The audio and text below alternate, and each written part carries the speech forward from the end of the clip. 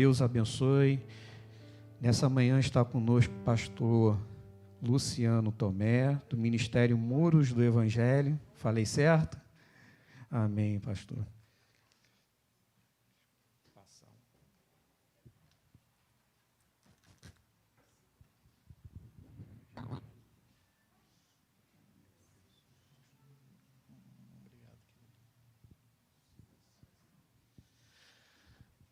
A graça e a paz de Cristo a todos, os que estão presentes aqui, aqueles que nos assistem pela internet.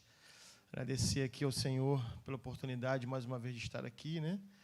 A igreja, pastor Paulo aí, que tem sempre sido um parceiro do nosso ministério. Nosso ministério faz um trabalho evangelístico nas redes sociais e a gente tem como ferramenta de recursos, livros, né? Sou eu e o pastor Rafael. O Rafael escreve os livros, eu sou o que mais sai para divulgar. Pelo menos até agora é assim a vontade de Deus, né? E o pastor Paulo sempre aí com muita generosidade aí tem aberto o espaço para que a gente esteja aqui.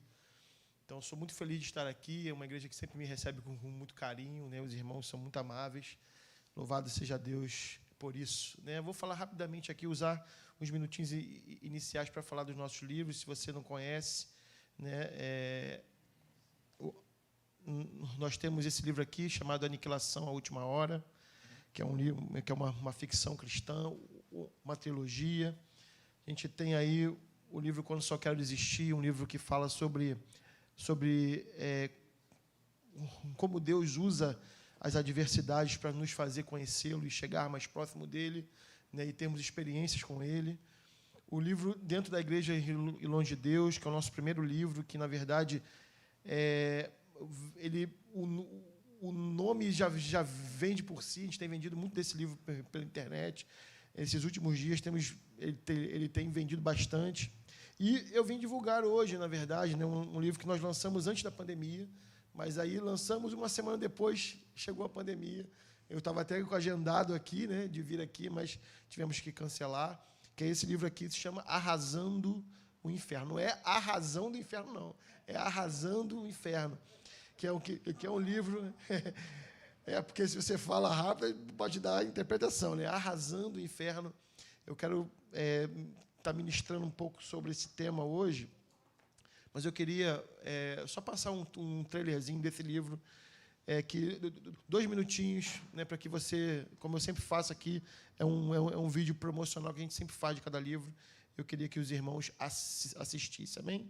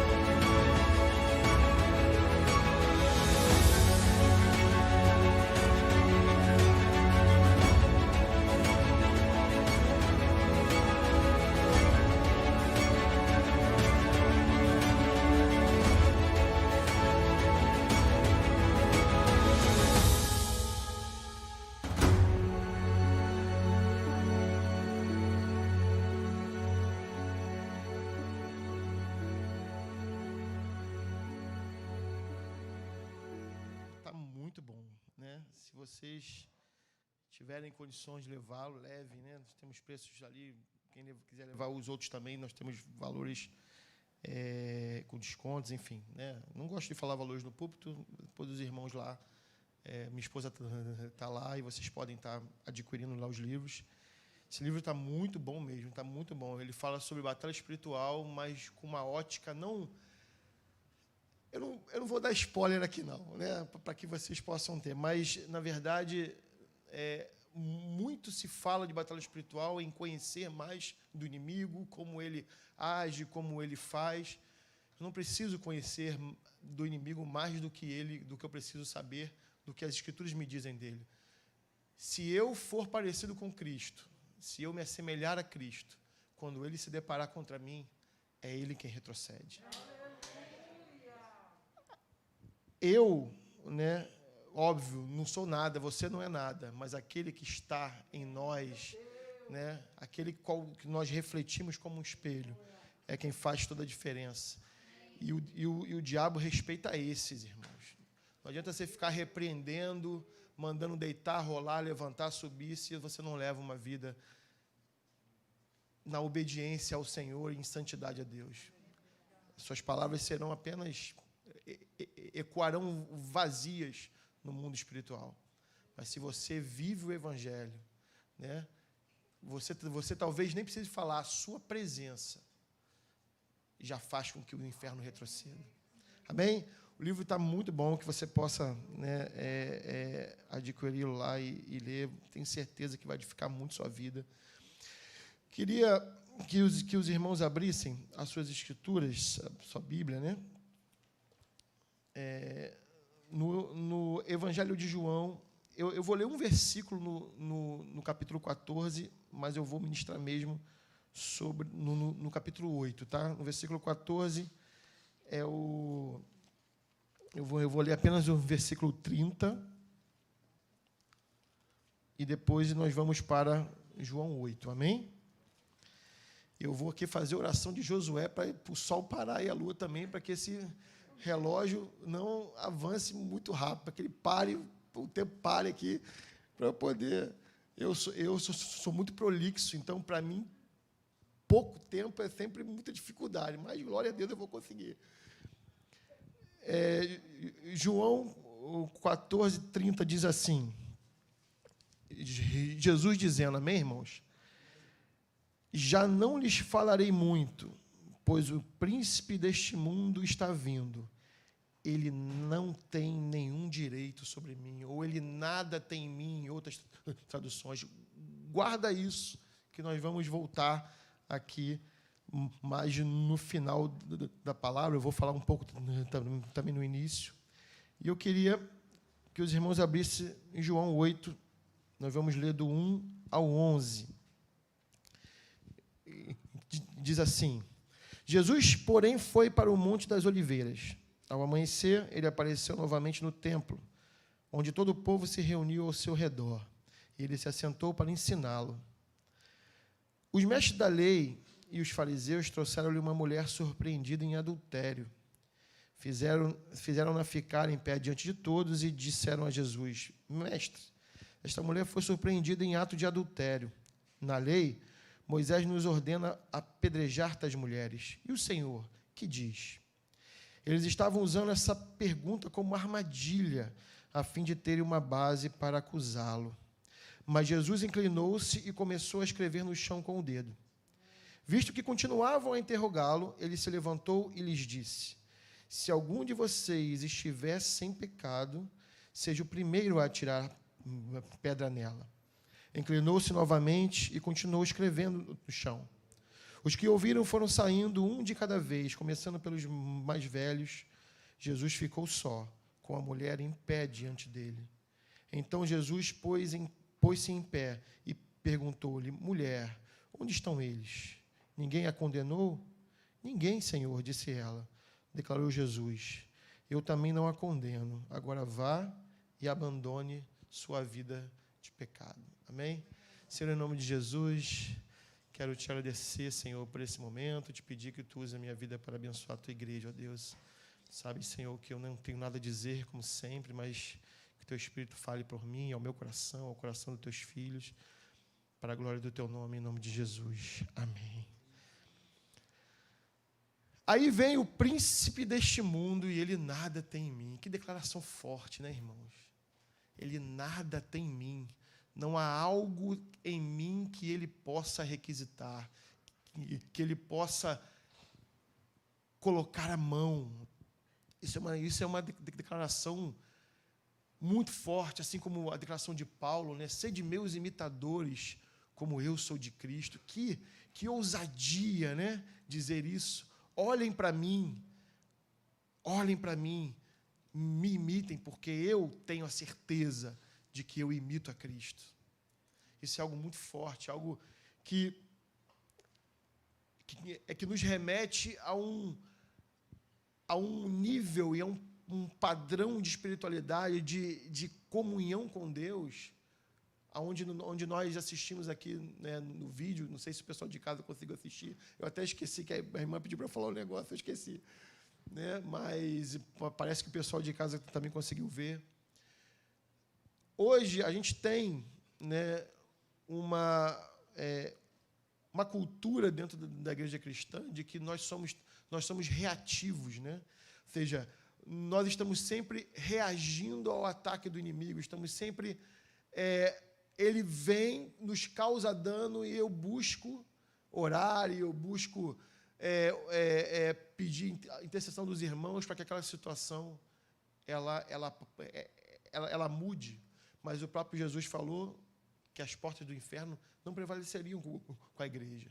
E, obviamente, no livro tem uma explicação sobre isso que Jesus falou, mas quando eu tenho uma vida próxima a Cristo, quando eu estou caminhando junto ao Senhor, como um espelho, eu reflito a glória de Deus, e essa luz, ela ofusca as trevas, como a própria Bíblia diz, que nós somos como estrelas, como pontos luminosos nesse mundo em trevas. Né? O diabo olha para mim, para você, e fala assim: aquele ali é um filho do Senhor, aquele ali é um servo do Senhor. Mas quanto nós vivemos um tempo que, quando você faz, né, o comparativo da igreja primitiva com a igreja de hoje, onde você tinha poucas pessoas que viraram o mundo de cabeça para baixo, a ponto dos homens falarem assim: aqueles homens que estão virando o mundo chegaram aqui. O desespero era muito grande daqueles homens, porque onde chegava, mudava, né? A idolatria caía, né? O culto a outros deuses acabava. Um grande exemplo é o templo de Efésia, de Diana dos Efésios, que foi destruído, né? Era um templo gigantesco, onde a adoração ali era grandiosa. E acabou, né? Porque o evangelho chegou naquele lugar. E esse tipo de cristão, esse que é vigilante e que busca fazer a vontade de Deus, porque sucesso ministerial, meu irmão, não está ligado a tamanho de igreja e nem número de membros. Sucesso ministerial está em o quanto eu faço a vontade do Senhor. Não importa se eu seja um Jeremias da vida, onde eu vou pregar 20 e tantos anos e ninguém vai ouvir a minha mensagem. Não importa. Eu estou ali fazendo a vontade do Senhor. E Deus, quando encontra pessoas dispostas a obedecê-lo, Ele muitas das vezes pede coisas para nós que talvez o nosso coração não esteja preparado para aquilo, mas Ele nos capacita para fazer. E quando eu olho, né, essa situação onde eu tenho como motivação da minha vida glorificar a Deus e me assemelhar a Cristo, porque esse é o propósito de Deus para cada um de nós, nos fazer semelhantes a Cristo. Cristo é o padrão, é a referência de Deus, e Deus faz com que eu e você cada vez mais nos pareçamos com Ele, para que a autoridade que é dele venha sobre nós e nós possamos batalhar e vencer. Não ser alguém que é reativo às investidas, mas alguém que ataca o inferno, alguém que avança contra as trevas. Porque quando a Bíblia fala de resistir ao diabo, esse termo resistir não é alguém que está ali no cantinho, abaixado, tomando para cá, não. Resistir em uma guerra é você impedir que o inimigo entre. Então, ele vem lá e você manda a bala daqui, né? Era assim que acontecia. A resistência é isso, ele não vai entrar, ele não vai chegar. Eu vou fazer ele voltar, eu vou fazer ele recuar. Essa é a ideia de resistir ao diabo, não é ficar aguentando as pancadas dele, amém? Eu sou alguém que sou ativo na guerra, eu sou alguém que sou um soldado do Senhor e que faço, né, e que gera um impacto no mundo espiritual, do qual Satanás e seus demônios se preocupam comigo, né? Não porque eu tenho, não por mim mesmo, mas por aquilo que eu carrego, porque nós somos apenas um vaso de barro, né? Mas carregamos dentro de nós uma excelência, um poder de Deus que faz com que a gente seja efetivo no mundo espiritual. Então, é assim que funciona, e é assim que nós temos, é para aí que nós temos que caminhar como servos de Deus. E aí a gente precisa, né, ter atitudes de fato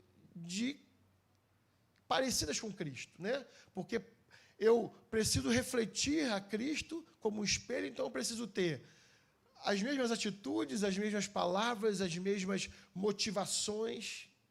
E esse é o nosso desafio. E eu queria usar o texto de João 8 como um exemplo disso, né? Aqui fala, né, que aqueles homens pegaram uma mulher em adultério, Jesus estava ensinando, e trouxeram ela e botaram diante de Jesus. E a lei mandava que se apedrejasse aquela mulher. Então, ou seja, aqueles homens não estavam errados em quererem apedrejar aquela mulher, porque a lei de Deus dizia que aquilo ali devia ser feito com ela, e a lei de Deus é boa, perfeita, ela é justa, né? O que diz a Bíblia. Se eu, como ser humano, não conseguir ter a lei a meu favor por eu ser pecador, não quer dizer que a lei não seja boa, né? Muito do que hoje você vê juridicamente é fundamentado em muitos princípios bíblicos, né? A maioria das leis que nós temos hoje é fundamentada em princípios bíblicos. Então, e você vê que Jesus não contrapõe eles. Jesus não diz que eles estavam errados. Jesus olha para aqueles homens, ela é uma prostituta, foi pega em adultério, e a lei de Moisés dizia que ela tinha que ser apedrejada. Ou seja, se Jesus autorizasse aqueles homens a apedrejá-la, ou se ele, que na verdade era o único justo ali, né, pegasse a pedra e tacasse naquela mulher, ele estaria sendo justo. Ele estaria fazendo com que a lei fosse cumprida, não estaria errado. Amém, irmãos? Porque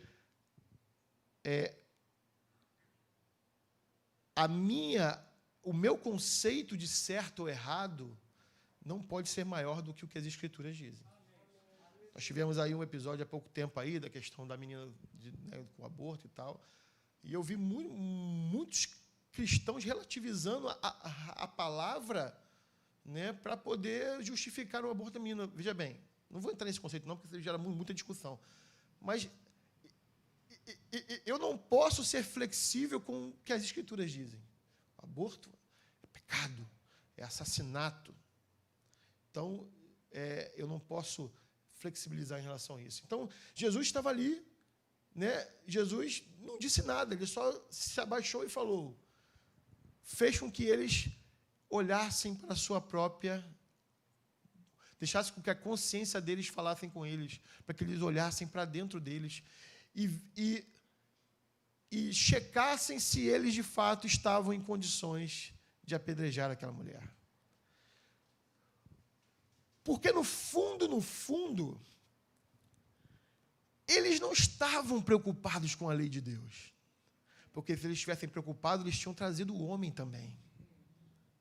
Porque a mulher não adultera sozinha, precisa de um homem, né? Ela foi pega em adultério com um homem. Se eles estivessem preocupados com a lei, como a Bíblia diz que eles não estavam, eles estavam querendo pegar Jesus numa contradição, eles tinham trazido o homem também para ser apedrejado junto com ela. E eles também não estavam nem aí para ela. Não estavam nem preocupados com ela. Ela era apenas um instrumento para ser usada para confrontar Jesus. E aí a gente vê isso acontecendo nos nossos dias, né?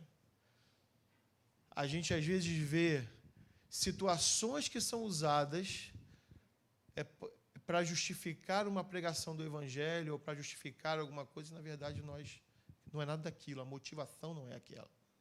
Aqueles homens externamente transpareciam que queriam zelar pela lei, mas a motivação do coração deles não era aquela.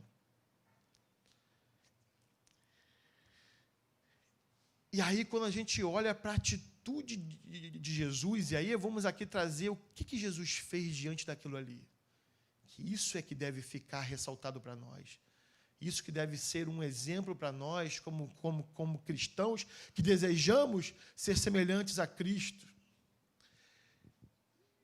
Jesus não passou a mão no pecado dela, muito pelo contrário, ele falou, vá e não peques mais. Ou seja, ele disse claramente que o que ela havia feito era pecado. Não estamos aqui para amenizar o pecado. O pecado é pecado e ponto final. Mas Jesus olhou aquela mulher e viu além do pecado dela. Atrás daquela mulher pecadora havia um ser humano, uma alma, alguém a ser alcançada. E isso, irmãos, infelizmente, nós temos essa dificuldade, né? A igreja cristã como um todo tem essa dificuldade de lidar com o pecado do irmão. Nós estamos dispostos a aceitar todo tipo de pessoa que vem com o pecado que for de fora, mas não temos misericórdia, amor e paciência com o pecado do irmão que, às vezes, está sentado do nosso lado. Claro, não estou aqui dizendo que a gente tem que bater palma para o pecado do irmão, não, mas nós temos que amá-lo. Jesus aqui amou aquela mulher. Ele poderia condená-la, ele poderia apedrejá-la, ele era o Senhor, ele fez a própria lei, ele era o justo ali. Mas ele escolheu amá-la, assim como escolheu amar eu e você, né? Todos nós somos como essa prostituta, meu irmão, minha irmã.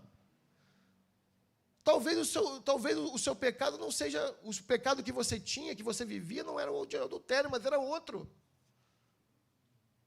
E Deus teve misericórdia de você, teve misericórdia de mim. Deus amou o mundo de tal maneira. Deus podia aniquilar a raça humana, aniquilar eu e você, mas Deus amou o mundo de tal maneira e deu o seu Filho unigênito para todo aquele que nele crê, não pereça, mas tenha vida eterna. Deus amou o mundo, sentimento, e Deus não ficou só no sentimento, meu amado. Deus concretizou o seu sentimento numa atitude. Enviou o seu Filho para morrer por mim e por você. Porque às vezes nós temos o discurso de amamos. Eu amo, mas na atitude nós negamos isso.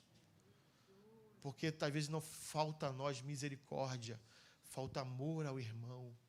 E eu estou pegando aqui um exemplo de pecado, mas pode ser qualquer outro.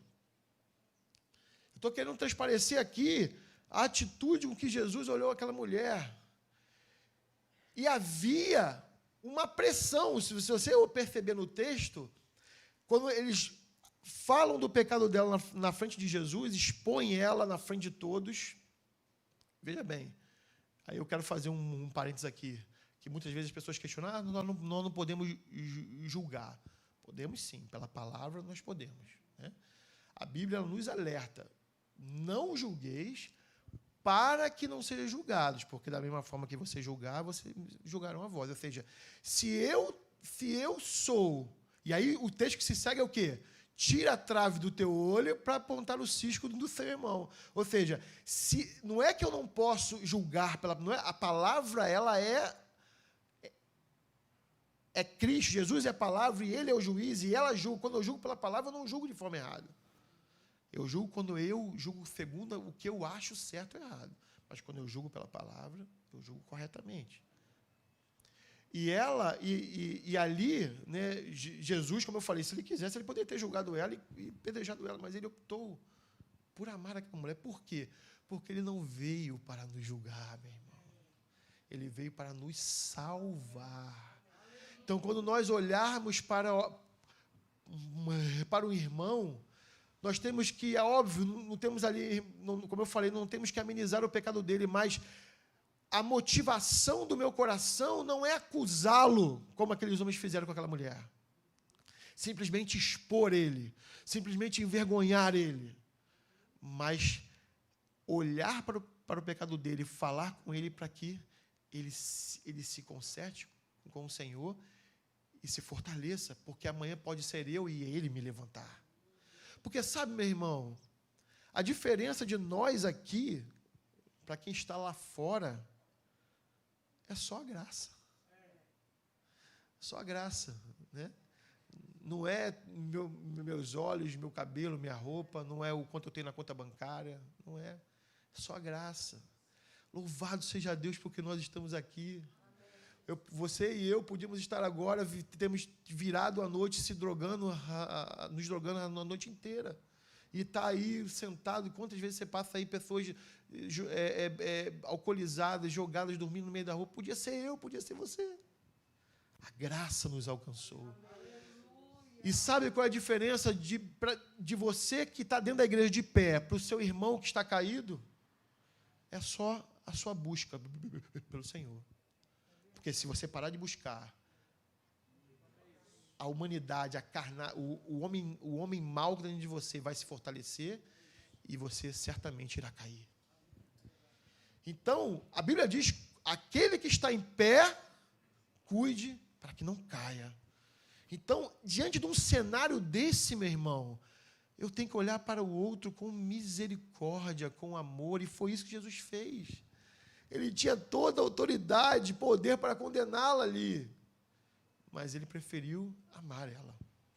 Ele preferiu estender a mão, e ele estava pressionado, porque os irmãos, os fariseus colocaram ela ali na frente dele, e ele começou a escrever no chão, e a Bíblia fala que eles continuaram insistindo, perguntando qual era a posição dele. E ele diz aquelas palavras, tá bom, aquele que não tiver pecado, atire a primeira pedra. Irmãos, como você reage diante da pressão? O que sai de você quando você está pressionado? É ira? É vingança? Ou é amor? Ou é misericórdia?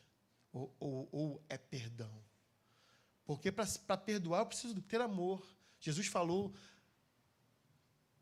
que os dois mandamentos eram amar a Deus sobre todas as coisas e amar ao meu próximo como a mim mesmo. Desses dois mandamentos dependem toda a lei, ou seja, tudo que está embaixo, qualquer coisa que você pegar na Bíblia está ali, alicerçado no amor a Deus, no amor ao próximo. Para eu perdoar ao meu irmão, eu preciso amar ele.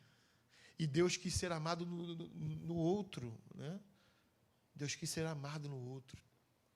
E Jesus olha para aquela mulher, como eu falei, e amou ela.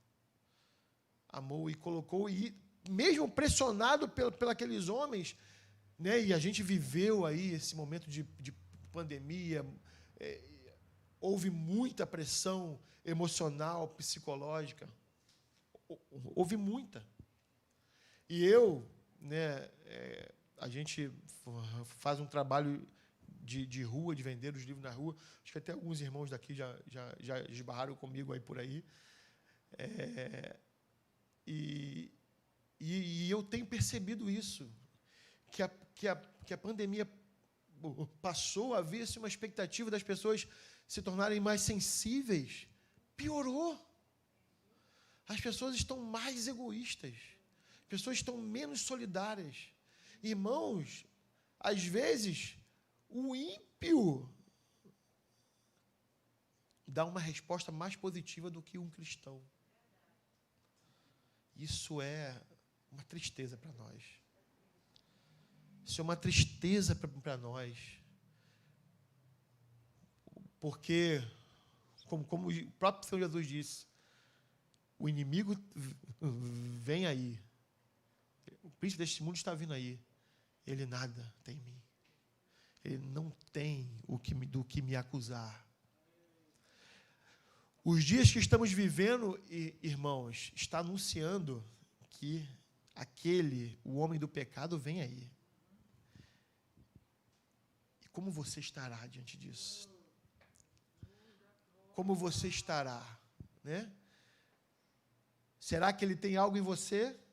Será que ele tem algo a requisitar de você? Ou você tem sido alguém que tem refletido a glória de Deus? Porque em momentos de adversidades e pressão, é que nós botamos para fora o melhor e o pior de nós. E aí, em muitos momentos como esse, como foi falado no vídeo do trailer do livro, templos cheios, lotados. Mas se você comparar com a igreja primitiva, a efetividade que temos hoje é zero. Olha os escândalos que tivemos essa semana, meu irmão. Isso envergonha o nome de Deus. Mas nós precisamos, né, nos levantar como homens e mulheres de Deus, para que nesse mundo, meu irmão, onde as pessoas estão sem esperança e muitas das vezes sem ter para quem olhar, que eles possam olhar para mim, para você e ver alguém que reflete a glória de Deus, que está disposto a amar, a estender a mão, porque aqueles homens ali pegaram aquela mulher e usaram ela simplesmente para acusá-la. Não estavam nem aí para ela. Mas eu e você precisamos ser como Jesus. Amou aquela mulher. E às vezes, né, a gente tem um irmão do lado, ou então, não só dessa igreja, mas às vezes um irmão de outra igreja que você conhece, você trabalha junto, que você convive em outros lugares. Às vezes aquele irmão está pressionado pela situação e às vezes responde de forma negativa, e a Bíblia fala que nós, fortes, temos que aprender a suportar os fracos. E aí você, ao invés de estender a mão, de mostrar para ele, com amor e misericórdia, o erro dele, e dar a mão para ele caminhar com você, a gente aponta o dedo. E sabe, irmãos, às vezes esse irmão recebe uma marca que perpetua por todos os anos que ele fica dentro da igreja. Ah lá, aquele irmão que adulterou. Ah lá, aquele irmão que desviou dinheiro da empresa que ele trabalhava. Já passaram 10 anos, o irmão já se arrependeu, já está dando frutos para Deus, mas está com aquela marca ali que nós colocamos nele, sabe, sem um mínimo de amor e misericórdia. A Bíblia diz que Caim matou Abel, né? E a sentença de Caim foi se afastar da presença de Deus. Deus, óbvio, né? Aquilo que está escrito não é o que está dito, né? Porque é impossível sair da presença de Deus, sendo que Deus está em todo lugar, né? Nele vivemos, nos movemos e existimos, né? Ali, obviamente, está dito isso, está escrito isso, mas na verdade não é o que está dito, né? Tipo, é que nem quando em Gênesis diz lá que Deus se arrependeu de fazer o homem.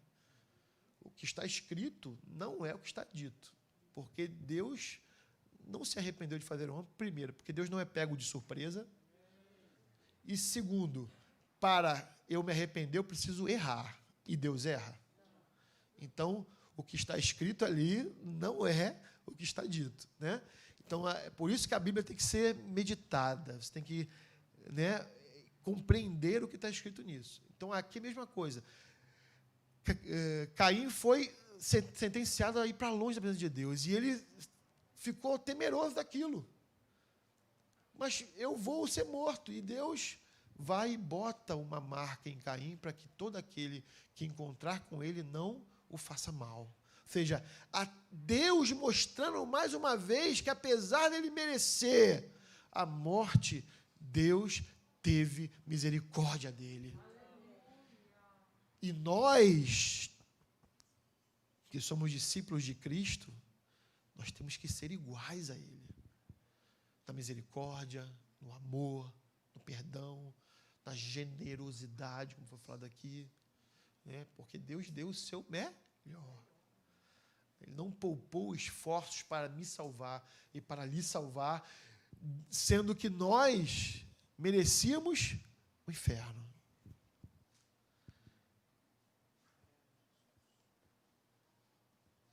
Se você for assim, meu irmão, minha irmã, se você for alguém que, apesar de ter a prerrogativa para encurralar o irmão e expor ele na frente de todo mundo, como aqueles homens fizeram, e não, veja bem, eles não estavam errados de fazer aquilo.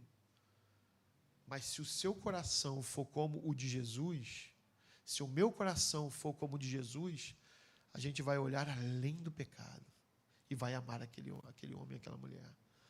E o amor é a nossa marca, amém? E nisto conhecerão que sois meus discípulos, se amardes uns aos outros. O amor é a nossa marca. E esse mundo, meu irmão, está precisando de gente como eu e você. A Bíblia fala que a criação aguarda ansiosamente a manifestação dos filhos de Deus.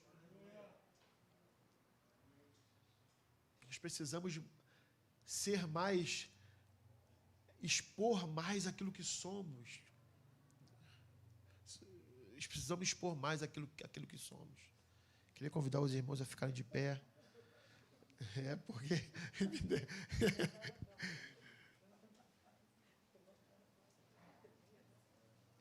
Para terminar aqui, né? Irmãos, a gente arrasa o inferno quando refletimos a Cristo, a glória de Deus. E o exército do Senhor está precisando de soldados fortes, valentes, não com a sua própria força nem com a minha, mas com aquela que vem dele. Eu busco ao Senhor, eu me nego, eu renuncio às situações e às minhas vontades e as coisas que podem me beneficiar, ainda que aquilo seja justo, para que o meu irmão seja salvo. Paulo fala: eu sou afligido, eu sou tido como escória do mundo, para que vocês sejam salvos. E se Deus tiver que moer a sua vida, meu irmão, se Deus tiver que, às vezes, você tiver que engolir ali, né, aquele sapo de perna aberta, para que Deus seja glorificado na sua vida e alcance o pecador, faça isso. Faça isso, meu irmão. Porque assim você se parecerá com o seu Pai. Porque Ele fez isso para comigo e para com você. Amém? Incline sua cabeça, eu quero orar pela sua vida. Senhor, em nome de Jesus, que essa palavra, Deus, possa fortalecer a nossa fé, possa nos colocar nos trilhos e apontar-nos para a direção que o Senhor quer de nós. Sabemos, Senhor, que chamado é algo particular, propósitos, cada um tem o seu. Mas como igreja, Senhor, temos que refletir a Tua glória. Por isso, ó Deus, que a gente possa ter a misericórdia, o amor que o Senhor teve por nós, pelos que estão à nossa volta. Ah, se o meu irmão, o Senhor, tiver caído, eu não vou negar o pecado dele, eu vou dizer que ele errou. Mas a motivação do meu coração não é de expô-lo, não é de acusá-lo, mas de vê-lo salvo. vê-lo fortalecido, Senhor. Porque amanhã pode ser eu. E eu vou precisar dele para me levantar também. Deus, e assim somos como um corpo que funciona de maneira perfeita, Senhor. Sendo Tu o cabeça, nos conduzindo em todas as coisas. Deus, porque ninguém aqui é maior do que ninguém, somos todos soldados. Um com funções maiores ou menores, mas todos soldados. Todos com a mesma patente. E o Senhor como nosso general. Que o Senhor possa, Senhor, gerar corações a partir do meu aqui, Senhor. Amorosos. Porque vivemos dias maus, Senhor. Senhor, e a tendência é piorar e vai piorar, Senhor. E as circunstâncias vão nos afligir e nós precisamos, como uma uva que é espremida, que é esmagada pelos pés e solta aquele suco da uva saboroso. Assim temos que ser nós, Senhor. Que ao nos a esse mundo e as circunstâncias e até as investidas de Satanás contra a nossa vida, que venha nos pressionar, que nós possamos exalar o bom perfume de Cristo. Para que as nações, para que as pessoas à nossa volta vejam, não a nós, mas o Senhor em nós, Senhor. E que o Teu nome seja glorificado. Senhor, que o nosso coração não seja envolvido por fama, por poder ou por dinheiro. Porque muitos dos nossos irmãos têm caído. Satanás tem persuadido seus corações com essas coisas, mas o nosso tesouro, Senhor, não está aqui, ó Deus. Que os nossos olhos contemplem sempre a eternidade. Lá a traça não corrói, não come, nem a ferrugem corrói. Lá a nossa coroa, Senhor, o nosso galardão está intacto e será entregue pelas Tuas mãos, ó Deus. Tira-nos, Deus, a paixão por esse mundo, por essas coisas que estão à nossa volta, Deus, estão aí, muitas vezes nós a usamos, mas que o nosso coração esteja fixo em fazer a Tua vontade, seja para ganho ou para perda, que na verdade a perda é ganho do Senhor. Eu abençoo a Tua igreja, Senhor, eu abençoo os meus irmãos.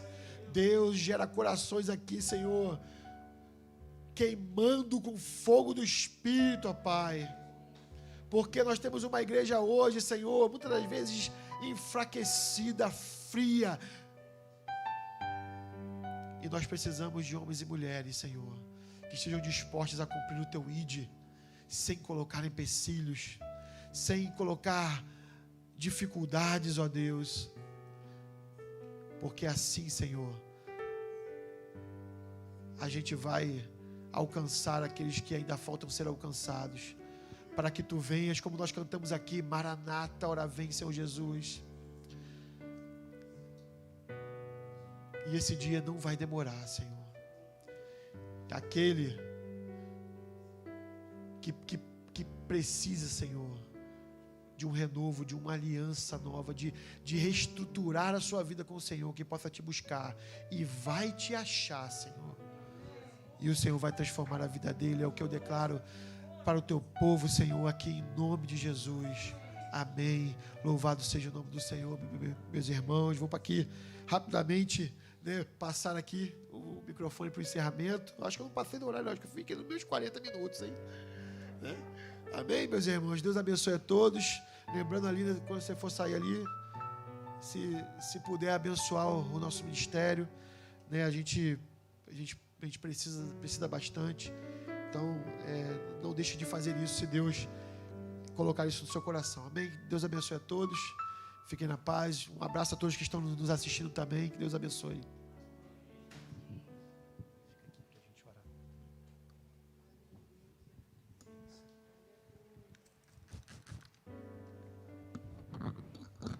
Amém. Quantos foram abençoados? Estenda sua mão para cá. Antes que eu esqueça, a agenda da igreja, o nosso culto, domingo de manhã às 9 e às 11 horas, quarta-feira, 8 horas, e live de oração às 9 horas da noite, pelo Facebook e Instagram. Dúvida, entra lá no site, comunidadechamar.com, lá tem o WhatsApp, tem a agenda, você pode solicitar o link para fazer a inscrição, tá? Nos cultos das 9 e das 11. Amém? Tremenda palavra, né? Senhor, obrigado pela tua palavra, Senhor, que nos encoraja, Senhor, a usar da mesma misericórdia. Obrigado, Senhor, pela tua palavra, que nos desperta, Senhor, com a vida do nosso próximo, do nosso irmão. Obrigado, Jesus, pela vida do teu servo. Abençoa, Senhor, o ministério, a vida, a casa do pastor Luciano. Meu Deus, que cada vez mais, a tua glória, Senhor, a tua glória resplandeça sobre a nossa vida e sobre a vida do teu filho. Pai, em nome de Jesus, te agradecemos pela palavra desta manhã. Abençoa o culto das 11 horas. Nos dê, Senhor, um almoço abençoado, um dia abençoado, na tua presença. Leva-nos, Senhor, em paz e em segurança, em nome de Jesus. Amém, Senhor. Amém. Deus abençoe a sua vida. Domingo que vem tem ceia. Domingo que vem é domingo de ceia. Bem lembrado. Amém? Deus abençoe.